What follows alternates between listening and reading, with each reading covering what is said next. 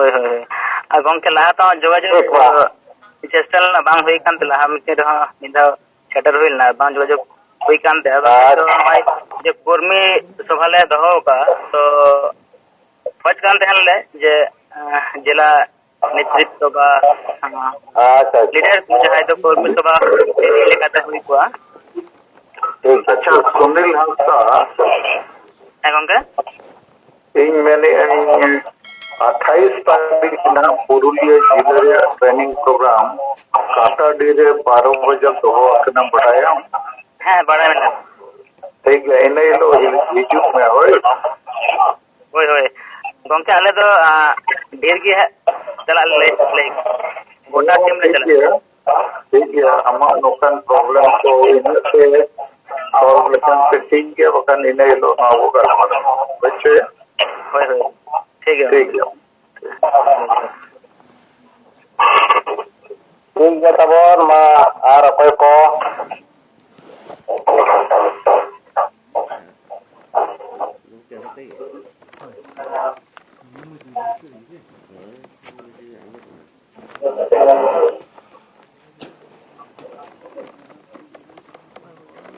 apa par kata ko do kana bon kando ande bon doy ma pur assembly seat ona do dakhin dinajpur जिले रे पड़ा आदो mitten base सभाले हुई के अबो ए.एस.ए जे deputy set को सप्लाव लेना टीएमसी कैंडिडेट हो ओडे हेड लेना उनिया nyutun do बिप्लव मित्रो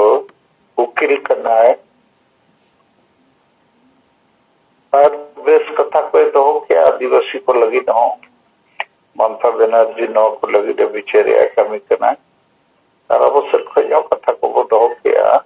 इनते हम आरहो 30-40 मिनट अबोरिन होर को सला बेगते गलमरा हुईना अडी संगे कुड़ी को ताहे कन गया तायम ते हो कोड़ा को और उनको नवा के लिए को अब जदी मानवा लेकर ताहन सनाबो कना असब जाति धर्म को बंचाव सनाय वाइने कान जो भी तो हुआ और मारे बीमारी को रुमो पुलु डांडो पारोन टेनियम को चबावी और अतु सेंगल मस्जिद सेंगल परिवार सेंगल वॉलंटियर और प्रत्येक रविवार साप्ताहिक अतु जुमित दुड़ू जुमित वाक्या जुमित थान को बनाव हुआ और मुझे जुमित वाक्यान वाले वाक्या के तो उनको पूरे को कुशियादार नौका विषय करना होलाना मीटिंग रहे उनका के रायगंज ब्लॉक कालियागंज विधानसभा रे हो मीटिंग बाद अबोरिन होर को सलाह और विशेष बैठक 40 मिनट गान फिर ओंडे हो जुमित वाक्या अद नवा तिनित नौका विषय करना एक रैंडम जिते जगह रे होड़ बदलो सनाय कोआ ना भूल भूल ते को थपकाव चबाय ना और बुलु रुमु डांडोम बरन डेनियम के किछु गान होड़ के बना ये होड़ तो गनो को मगे आदो तेहिना मीटिंग रे हो आदि चेरा होइना आदो तेहिन दो बंगाल रे लास्ट अलिंग 15 तारीख को नवा फेज रे तेहिन अभी लिंग मीटिंग सेटिंग किया अदो गपा दो असम लिंग से नवा फिर किशनगंज से